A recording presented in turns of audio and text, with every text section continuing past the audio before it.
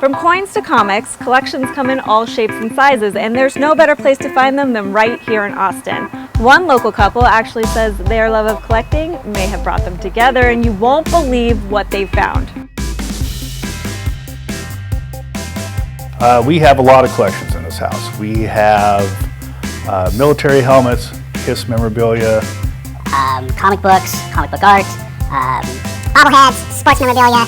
You have your lunchboxes. You have.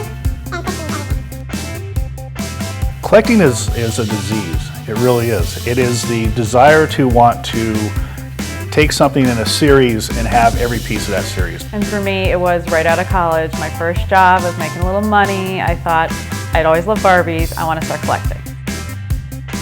We were on about our fourth date, and I had acquired a very large collectible that a lot of people were tripping out that I even had this thing. And I thought it was one of those things that could be a make or break kind of thing. It's like either she might think it was kind of cool, or she might think that I was a total weirdo. Yeah. And my eyes lit up and I just knew. I was like, oh, I have a whole room of Barbies. And I was like, oh, then he won't think I'm a freak. One piece in particular, I have people taking pictures with it when they come work on the house. People come up to me at conferences. Fans of this show will come and ask to see a picture of it. So Steve, what's so cool about this lunchbox in particular? This box is the very first lunchbox that was marketed toward kids. This is a 1950-1951 Hopalong Cassidy. Hopalong Cassidy was a huge star back in the 50s, and they sold thousands of them. So this changed the lunchbox game. This is it. Without this lunchbox, this whole collection would not exist. It would not exist.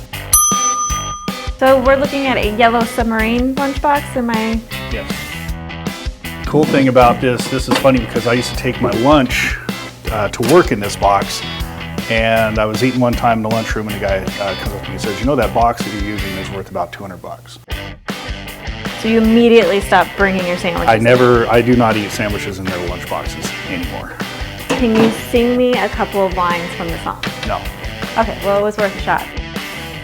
So Steve, this lunchbox is pulling double duty because you collect KISS memorabilia as well as lunchboxes. This is a 1977 KISS lunchbox. Took me a while to get that one, and I'm really proud of that because I do like my KISS stuff. Important question, is lunch your favorite meal of the day? It is. It is. A good sandwich will go a long way. But not in these lunchboxes? No, not in a lunchbox. So Diana, any little girl's eyes would widen when they walked into this room. This is your Barbie collection. Yes. And we don't let any little girls in here. How many Barbies do we have in here? I believe now we have about 130. Why is this one so special? Well, this one is the Christian Dior, and most of all of the ones that I collect are really based on fashion. That's why I started collecting Barbies, because I love the fashion. Do you ever get the urge to take them out and braid their hair? Earlier on, yes, but that hasn't been probably in a good 10 years. Are you ever worried that in the middle of the night they will all come to life and we will have a Chucky situation on our hands? I always joke with him that when I bring a new one in, that, when I shut the door, because we always keep the door shut, that they'll all be like, oh, welcome, welcome, look who's here, and it's kind of like Toy Story. There's a whole Barbie world, but most of the stuff is more collector stuff that I have, so. But. No pun intended, Barbie girl in a Barbie world.